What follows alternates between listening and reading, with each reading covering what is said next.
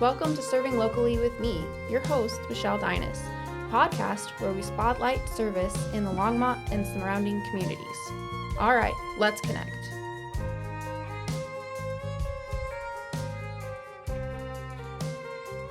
Hi, welcome to this episode of Serving Locally with me. I am here with Jennifer Siebold with the Veterans Community Project of Longmont, or VCP. We might refer to it as just that is how I kind of know it too. So who are you and what is the Veteran Community Project, and like a quick overview? Yeah, well, my name is Jennifer Siebold. I am the Executive Director of Veterans Community Project of Longmont.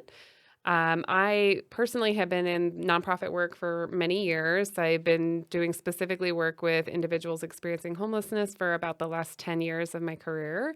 I'm a longtime Longmont resident, so I was really thrilled to see something coming here because I've been doing the whole drive down to Denver and do work that way. But I've been hearing rumblings of Veterans Community Project for a few years and was excited to see it starting to come to fruition. So I'm relatively new with the organization. I started in May of last year, and I came on at a really exciting time in Longmont because there's so much happening. So Veterans Community Project, in a nutshell, our mission statement really boils it down.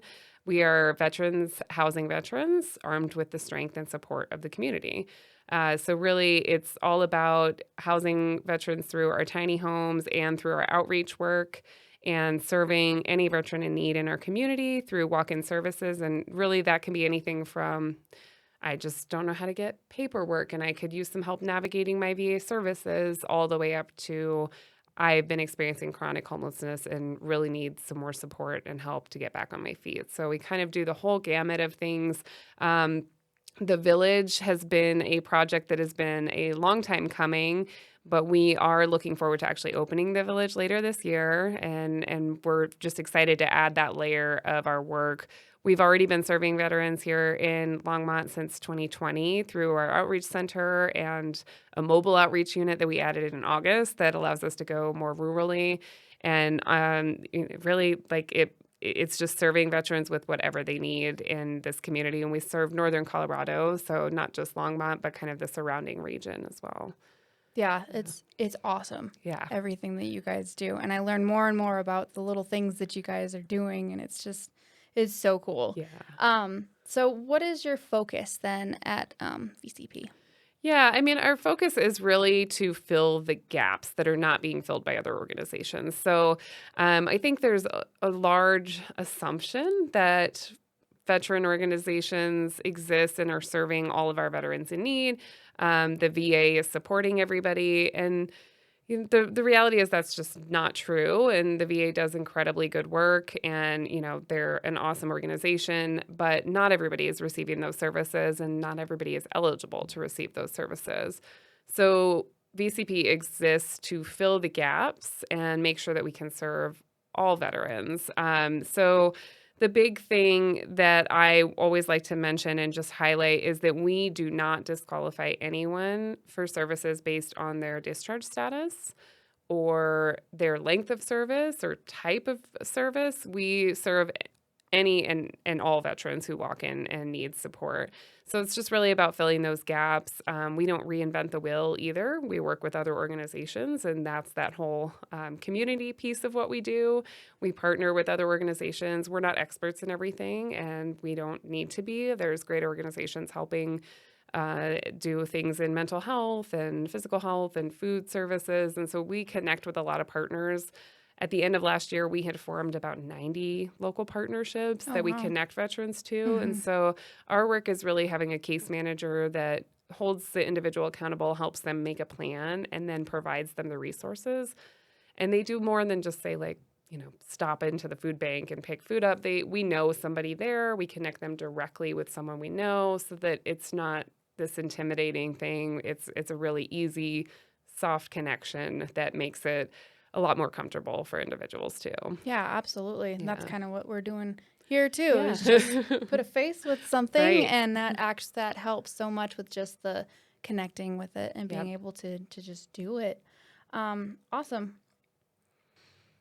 So, what makes the work of the Veterans Community Project different than other veteran serving organizations? Yeah, I think we're just nimble and creative. I mean, that's the best way I would say. And again, going back to that partnership piece. So, one, like, we will look at whatever an individual is facing and we will try to solve it in any way that we can. I think that it's kind of in the heart of who we are. We were founded by 4 combat veterans that came together and saw their brothers and sisters struggling when they came back home.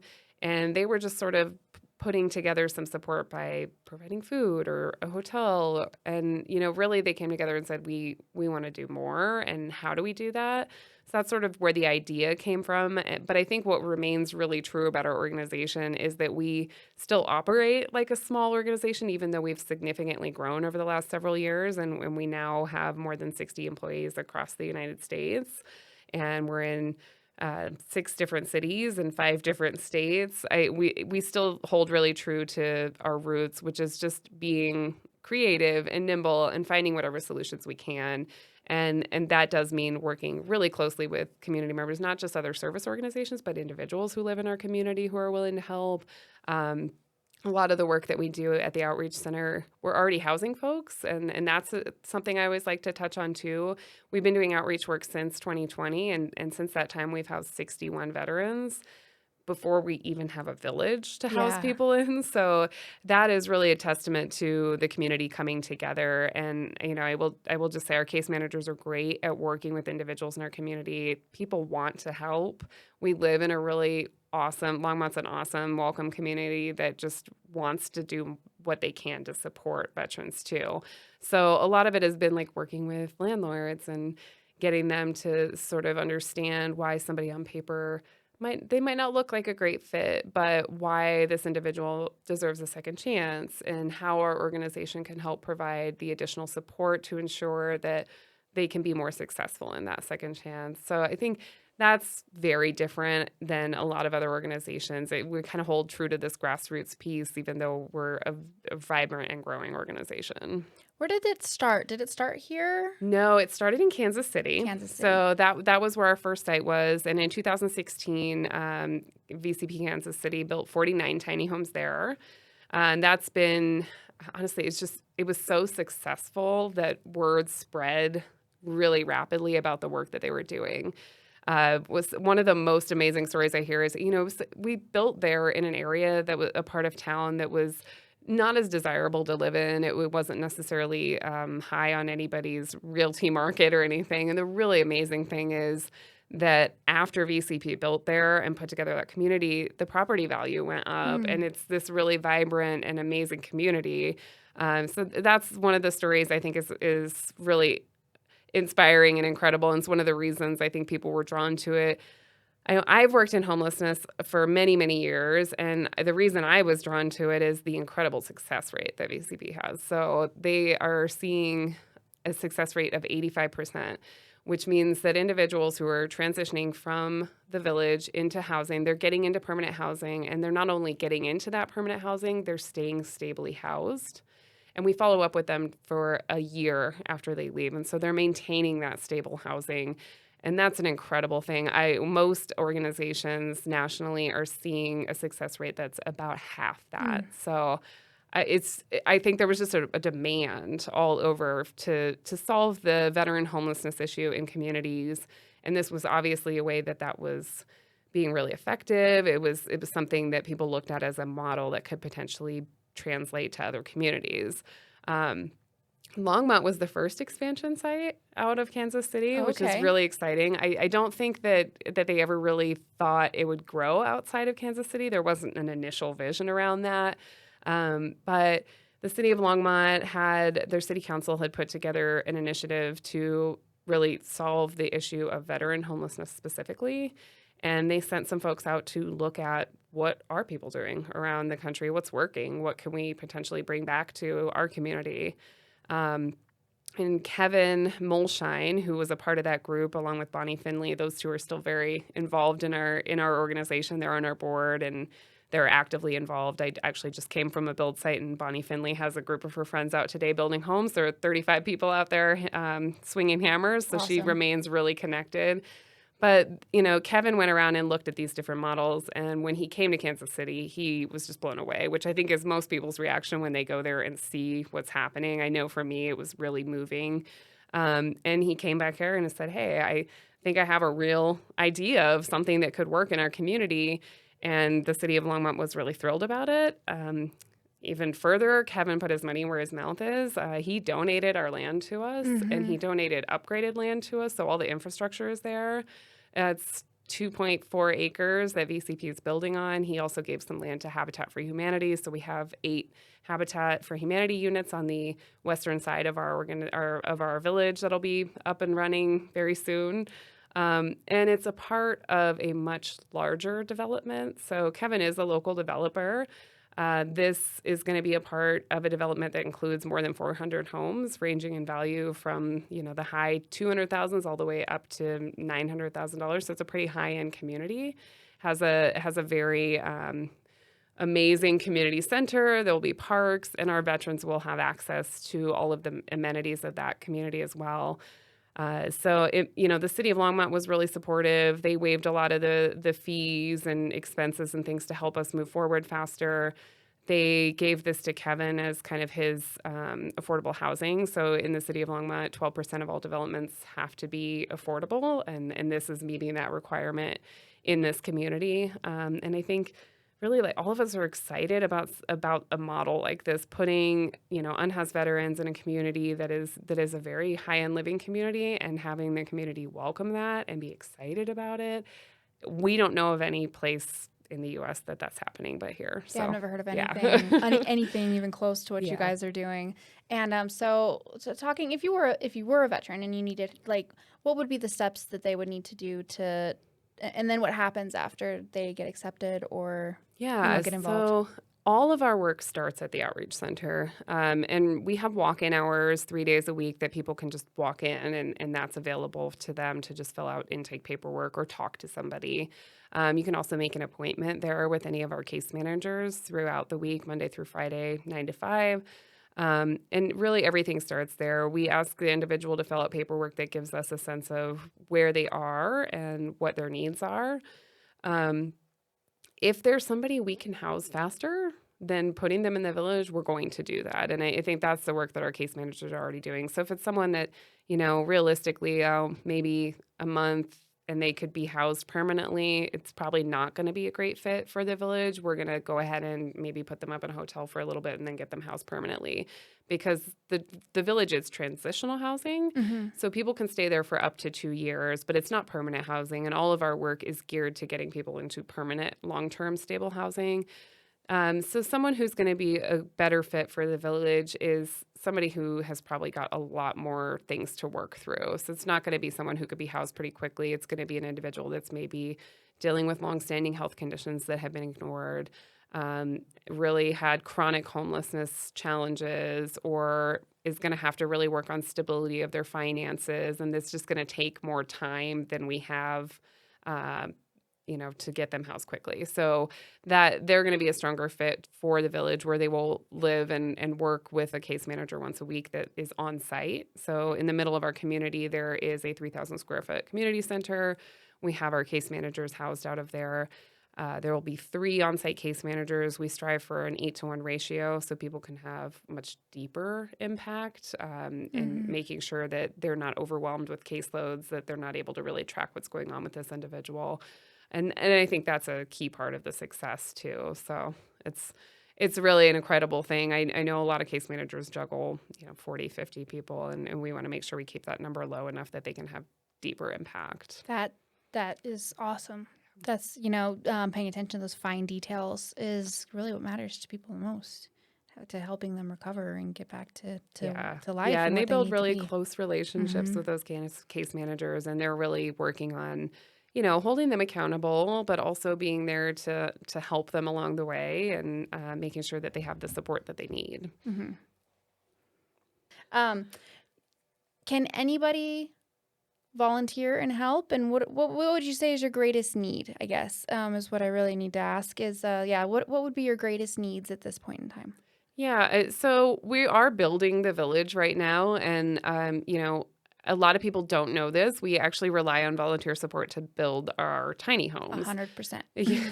So the majority of them are built by volunteers. There's some specialized work that we pay people for because it's, work we need professionals doing, electrical wiring, Right. things like that. But for the most part, people can come out and build, and there's absolutely no construction experience required. I can do it. You I've done guys it. can do it. We've done it. Yeah. Mom and Dad have done it twice. Yeah, And and I've gone out, and once it gets warmer, I plan on being out there more, Yeah. but it's been too cold. So there, we have some build days that are listed. They're actually going fast. I will say I think we only have a handful left. They're Oh, wow. almost filled up. So there's some general public days that if you just wanted to join the general group, you could come out. But we also have days that are dedicated to corporations that come out and bring their employees and things like that. So that's a huge need. It's winding down, which is, I think that's an important place for us to pause and say, we also have a lot of ongoing needs. While the build is a really important one, it is one that, eventually we won't have that need anymore and we'll have a fully completed village. So we always need help at our outreach center, stuffing the pantry, organizing through things and building out welcome home baskets. The welcome home baskets, for those veterans that we work with that we do house, they get a nice package of items to kind of start out that includes some kitchen supplies and some basic hygiene products and things like that.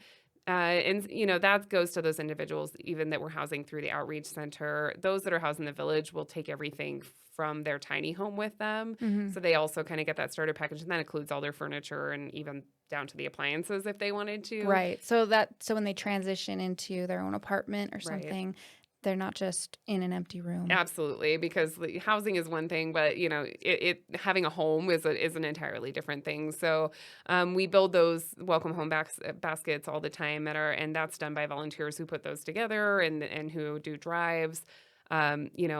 Third-party events are always really helpful for helping us spread the word and raising valuable funds. We don't take any restricted funding of any kind. So because it's an integral part of our program to serve all veterans, we don't take any funding that would restrict us to only serving honorably discharged veterans. So that really means that we have to raise a lot more dollars, a lot more creatively. So, financial support is always a really important piece. When the village opens, there will be ongoing needs for support there for anything from, landscaping work to helping to serve coffee at a coffee hour community with the veterans who are just spending time together or helping with a holiday event. There's just honestly endless opportunities. And the other thing that I'm really excited about is our community center on site has a room that is really dedicated to community connection of all kinds. So we say we like veterans to connect among each other in that community, but we also want them to connect outside to their larger community because the goal is for them to then move into permanent housing and be a larger part of the Longmont community. And so it's really important for people to come in and do things. Kansas City does some really neat stuff in their community center, and I think ours will be really driven by what the veterans here want to see there. But I mean, they do anything from they have an art therapist who comes in and does art therapy classes to yoga classes to resume building. And all of those things are done by people in the community who maybe you're an expert in financial planning and you want to teach a financial planning class. We are open to all of those things, and we love it when people come to us with ideas about that too. That's awesome. It's so cool. Just what you guys do. It blows me away. I love it. Veterans Community Project has a model for serving veterans that has been highly successful in replication to other cities. But your site also takes a lot of the local challenges into consideration when you come to a city. In what ways has the Veterans Community Project of Longmont added to the traditional service of VCP and adapted to the local needs of our veteran community? Yeah, I think this is, again, it comes down to us being really nimble and solving the challenges at hand. So Kansas City is a different city than Longmont. They have a really good transit system. It's a bigger city than we are too. Colorado is still very rural in a lot of senses. We have some big pocket cities like Denver that are highly populated, but the large majority of our state, 78% of it, is very rural. Mm-hmm. So one of the challenges we were seeing when we came here was just having people be able to get to our services. I know we say we serve northern Colorado, that includes a lot of counties and a lot of places that are not well connected for public transit for individuals who don't have their own transportation. So one of the things that we added here is a mobile outreach unit. We added that to our programming in August of last year. So that's a van that is fully ADA compliant. We take it out to different communities across northern Colorado, and we bring services to veterans where they are.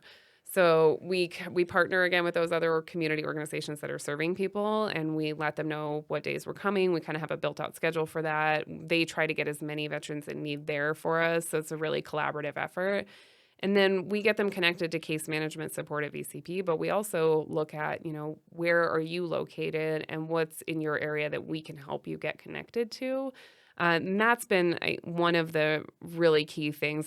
That is a very unique to Colorado thing, and it's something that we adapted here. And we have other cities that will likely have their own adaptations too, but that's been a very important one for this area.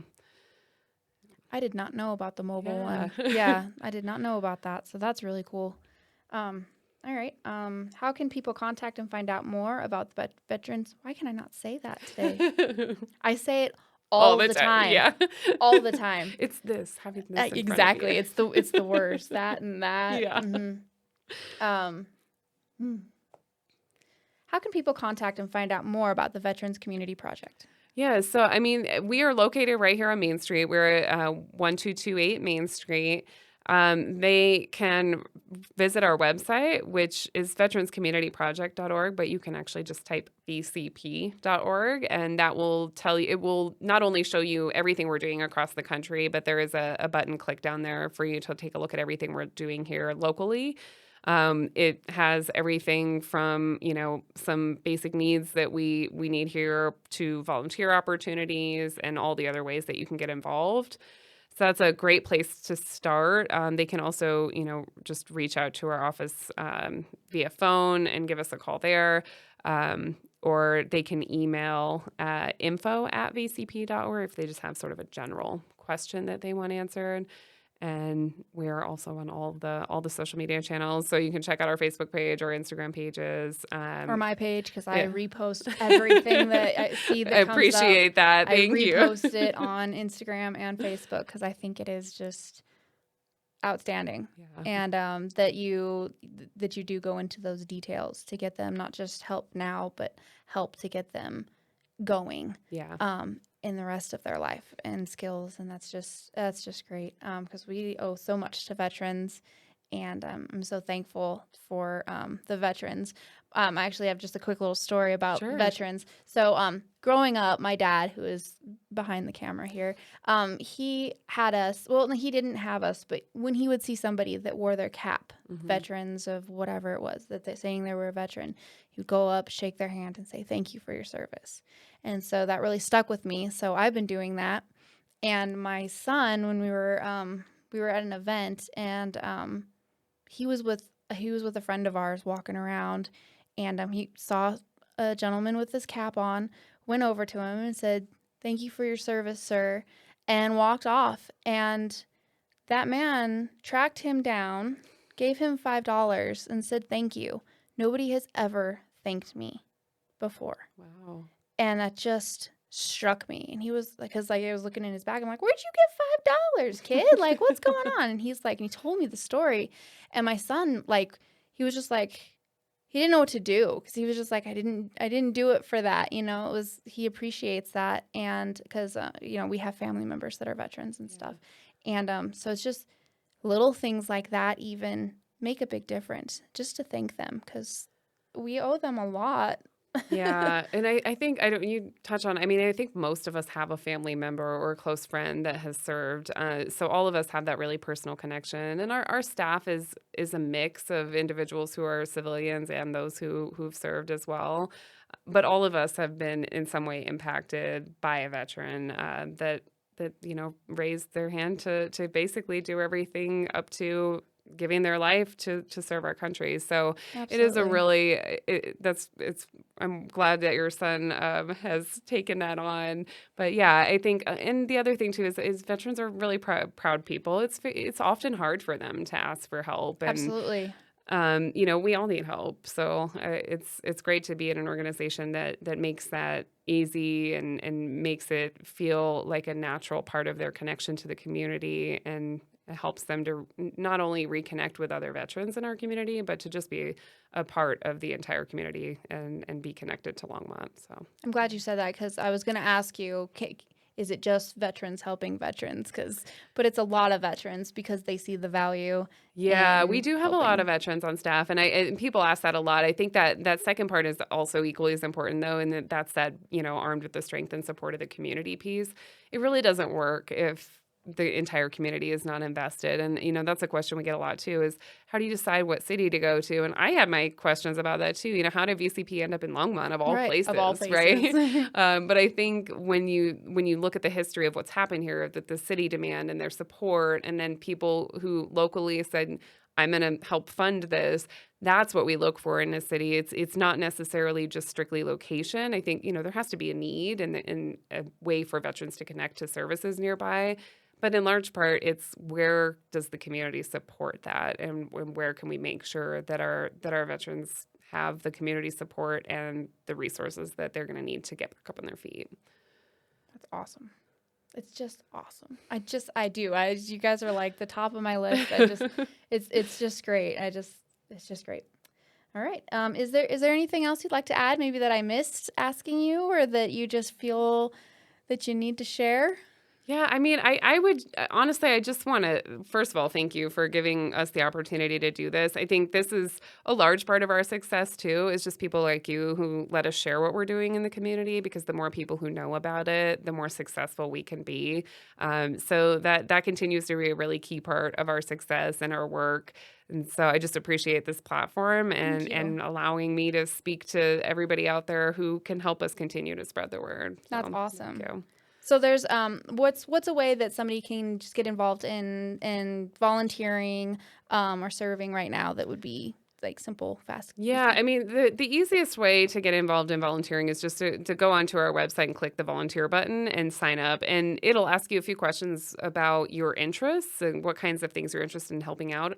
It'll also ask you a little bit about your background, because the reality is sometimes we have weird needs that come up, and if we know that someone in our community is an expert in this area and we have a need, we'll try to partner with them to figure out what that means. So there's some standard kind of things listed there now, and people can go check out what those opportunities are. They're very specific time slots, days of the week with duties.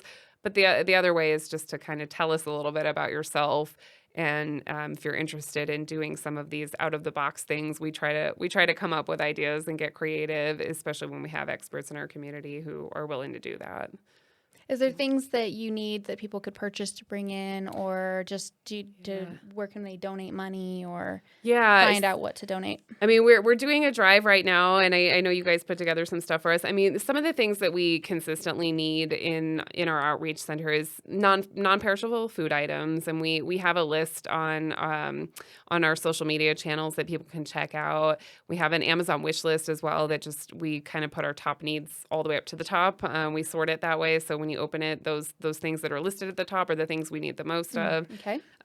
But just, non-perishable food items, pastas, canned goods. We also do hygiene bags for people and those welcome home kits. So, shampoos, sunscreens as the weather starts to get warmer. Those are always Are really you looking for important. full size or travel size or both? Both. Just The full everything. size for those who are in the welcome home kits, we put the full size for people who Okay. are transitioning to a house or an apartment. And then the travel sizes are really good for us to have when we're doing street outreach. So something easy that we can put in a bag for people to carry because they, aren't going to want to carry around those larger items. So, Absolutely. yeah. No, that's great. Okay. Anything else? I would just go to vcp.org and check it out. There's lots of information there. We have some great videos for people to just learn a little bit more. And if you're interested in donating, there's a donate button there. There's also an easy way to give monthly. And that's, seems like it doesn't do a whole lot, but when a lot of people come together and make that $25 gift a month, it really adds up and allows us to do our work. 1,000 people giving Yeah. $1 a day is $1,000 Yeah, a it day. makes a tremendous difference. And it's been a really huge effort and taken a lot of energy and dollars to build the village, but we also have an ongoing need. That one-on-one case management work and all the stuff that we're doing, that takes resources too. And so our annual budget is pretty significant. It's about $1.5 million to make this happen every year, and that doesn't happen without really generous people in our community saying, okay, how can I help out? So, and there is that here in Longmont. Yeah, there absolutely there's is. so much help and so many people that want to help. And Yeah. so we just want to It's a great connect everybody community. together. Yeah. All right. Well, thank you so much, Jennifer. I appreciate you taking the time and coming out today and explaining all of this for us, because I know I'm excited about the project and the tiny homes. And yeah, so thank you very much. Thank you. I really appreciate it. It's been fun. Good. Thanks. Thank you to my guests, my listeners, and my supporters. Serving together, we can strengthen our community. Please like and subscribe. Do all those other things. You got to do them, because that's the easiest way that you can serve right now. All right, now go. Connect with others and be a blessing.